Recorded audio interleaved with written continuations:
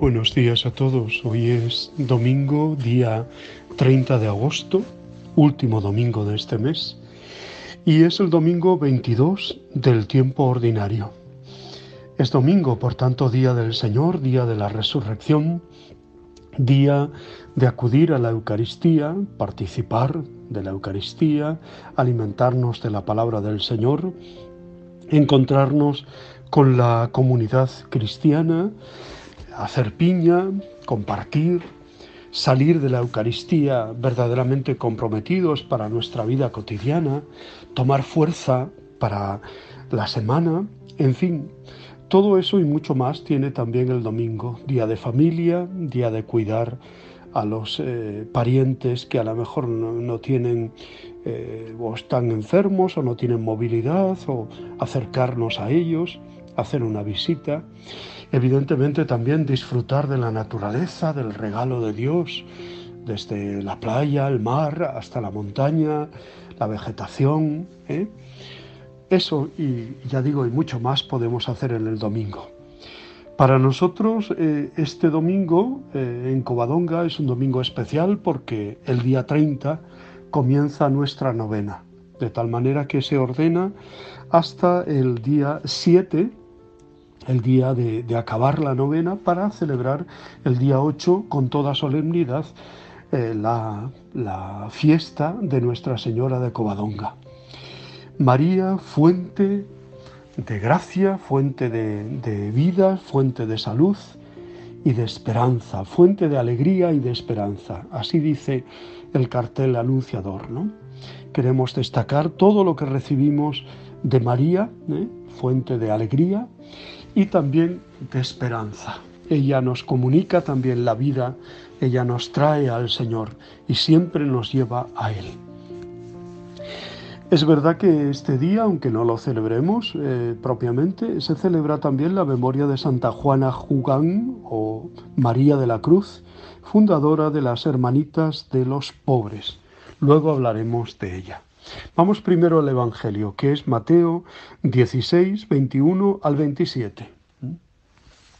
La relación del discípulo con el Señor no consiste en el aprendizaje de una doctrina o en el cumplimiento de determinadas normas, como si esto fuera un club y uno cumple unas normas y ya está, ¿no? La Biblia habla de esta relación usando términos como alianza, amor, seguimiento. Es una relación personal con el Señor. Y Jesús en el Evangelio llama una vez más a Pedro y a todos los discípulos, también a ti, a mí, a ponernos detrás de Él, a seguirle, para que descubramos lo que significa cumplir la voluntad de Dios y nos dejemos transformar por ella. Comienza el texto anunciando Jesús la pasión, ¿no? Va a manifestar a sus discípulos que tenía que ir a Jerusalén, tenía que sufrir mucho, etc., ¿no?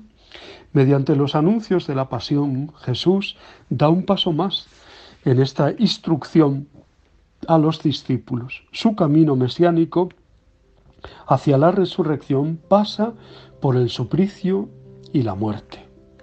Como en otras ocasiones que encontramos en el Evangelio, Pedro asume la tarea de portavoz de los discípulos. Y no encaja bien el anuncio de Jesús. Dios no lo quiera, Señor, no te ocurrirá eso, le dice, ¿no?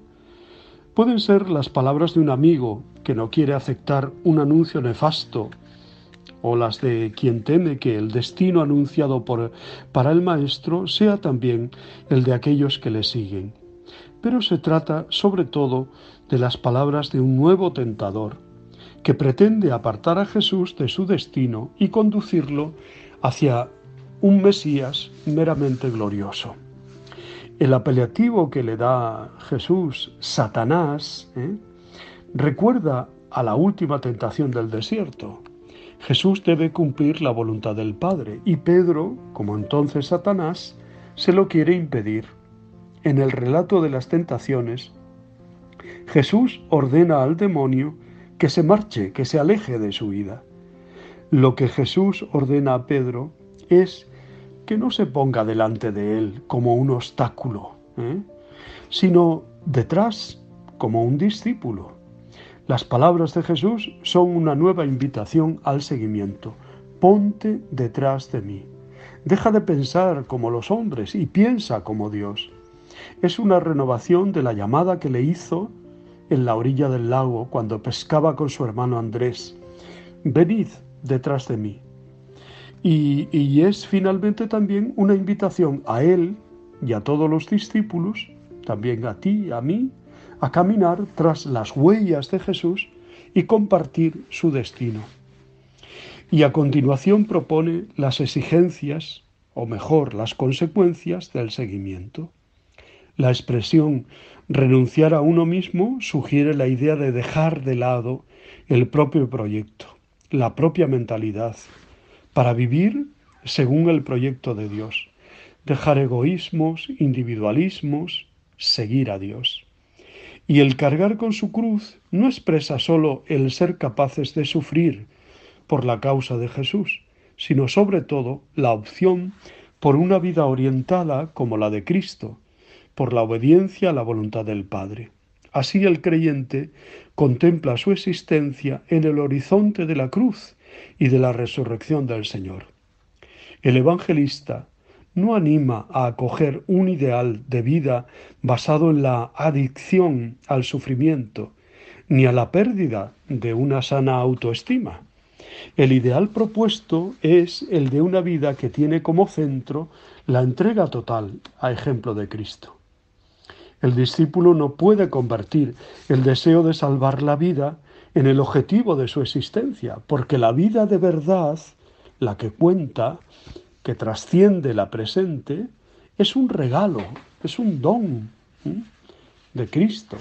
La adhesión total a Jesús que nos descentra de nuestro propio yo, del egoísmo, del cerramiento, es la que nos va fraguando como creyentes y la que nos hace vivir como comunidad de discípulos nacida de Él. En cada uno de nosotros hay, en definitiva, un Pedro que cree entre dudas.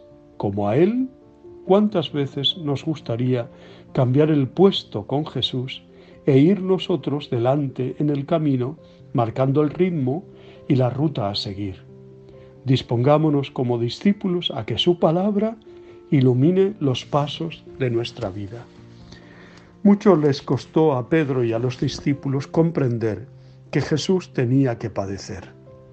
Esto les escandalizaba, pero Jesús dejó claro que su mesianismo no era el político ni el triunfante, sino el del siervo humilde del Señor.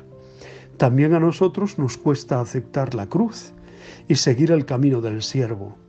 Pero si queremos seguirle auténticamente, tendremos que encajar los conflictos que comporta defender sus valores, hacer un amplio espacio en nuestra vida para el desprendimiento, la entrega, el descentramiento que se convierte en solidaridad, sobre todo con los que portan cruces. Nunca podemos olvidar que somos los discípulos de un ajusticiado. Pero no se trata de amar la cruz por la cruz. Eso sería masoquismo.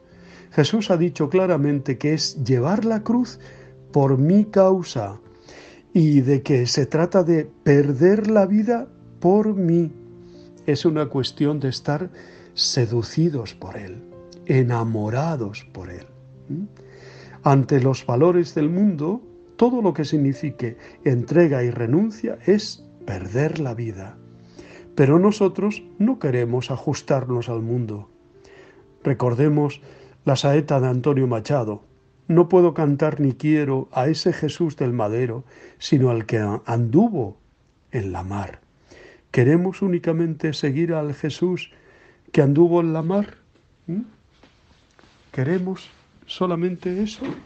¿O también queremos, ese es el Jesús triunfante, queremos el Jesús que anduvo por las calles de Jerusalén con la cruz a cuestas? Bueno, decíamos que hoy celebra la Iglesia también la memoria de Santa Juana Jugán o María de la Cruz. Nació el 25 de octubre de 1792 en Cancale, un puerto pesquero situado en la costa norte de Bretaña, en Francia. Cuando aún no tenía 4 años, su padre desapareció en el mar. Como tantos marinos, Juana y sus hermanos aprendieron de su madre a vivir en la pobreza con honestidad y valentía, en la fe y el amor a Dios. Trabajó como sirvienta y cocinera en una casa cerca de Cancale y también como enfermera en un hospital de Saint-Servan, otra población de la costa de Bretaña. Juana rechazó una propuesta de matrimonio de un joven marinero diciendo: Dios me quiere para él, me guarda para una obra desconocida, para una obra que aún no ha sido fundada. Estas palabras proféticas que pronunció a la edad de 24 años se realizaron 23 años después en Saint-Servan, cuando un día de invierno de 1839 descubrió a una anciana ciega y paralítica que había sido abandonada en la calle. La tomó en sus brazos, la llevó a su casa y le dio su propia cama. Este gesto la comprometería para siempre, y a esta primera anciana le seguirían muchos más. Pobre ella misma y obligada a trabajar duramente para vivir, Juana es sensible a la miseria de los ancianos que encuentra en las calles y comparte con ellos su salario, su pan y el tiempo de que dispone. Animada por un hermano de la Orden Hospitalaria de San Juan de Dios, inaugura la colecta y va a pedir por él, por y para los ancianos, para poder mantener así a su familia de adopción que crece sin cesar o sin parar. A la Orden Hospitalaria de San Juan de Dios, Juana debe también el voto de hospitalidad por el cual el servicio de los ancianos pobres es elevado a la dignidad de un acto de la virtud de religión. Ella quiere solamente servir a Dios en el prójimo, sobre todo en los pobres, manteniéndose fiel a su ideal de imitar a Jesús y María, como San Juan Eudes enseñó a los miembros de la Tercera Orden de la Madre Admirable, asociación fundada en el siglo XVII, a la que Juana Jugán estaba unida desde los 25 años. En 1843, Juana acogía ya a 40 ancianas y 3 jóvenes compañeras se unieron a su casa, escogiendo a Juana como superiora de la pequeña asociación que se encaminaba hacia una auténtica vida religiosa. Juana se convirtió en Sor María de la Cruz, pero no fue solo en su nombre de religión que ella llevó la cruz, ya que pronto le robaron su obra, siendo destituida del cargo de superiora por un sacerdote que, como vicario parroquial, se había comprometido a seguir los inicios de esta pequeña familia, proclamándose como fundador de la orden y reduciendo la actividad de Juana a la dura labor de la colecta. A la injusticia, Juana responde con silencio, humildad y abandono. Poco a poco la sombra del olvido se va extendiendo sobre Juana Jugán y ella deberá pasar los últimos 27 años de su vida en la casa madre, sin ser conocida como la fundadora por las hermanitas, las novicias y las postulantes con las que vivía y trabajaba, pero transmitiendo providencialmente de esa manera, con su silenciosa influencia, el carisma inicial y el auténtico espíritu de los orígenes. Ella fue el grano de trigo que cae en tierra y muere percibiendo, sin duda, en su interior, la unión vital que existía entre esa muerte vivida en su interior y la vida que brotaba en su familia religiosa. Nadie le prestaba atención, pero ella veía crecer la obra bendecida por Dios, alegrándose de su expansión misionera y sintiendo en su interior un gozo profundo. Falleció el 29 de agosto de 1879 como una hermanita más y hasta 1902 no empezó a salir a la luz la verdad respecto a los comienzos. Beatificada el 3 de octubre de 1982 por el Papa Juan Pablo II, anunciamos ya con profunda alegría la fecha también de su canonización, que fue el 11 de octubre del 2009, en una ceremonia presidida por el Santo Padre Benedicto XVI en Roma. Su tumba en la cripta de la capilla de la Casa Madre en Tours Saint-Joseph, en Francia, atrae a numerosos peregrinos que visitan también su casa natal de Canale. Pues damos gracias a Dios por la vida, la obra y el testimonio de Santa Juana Jugán.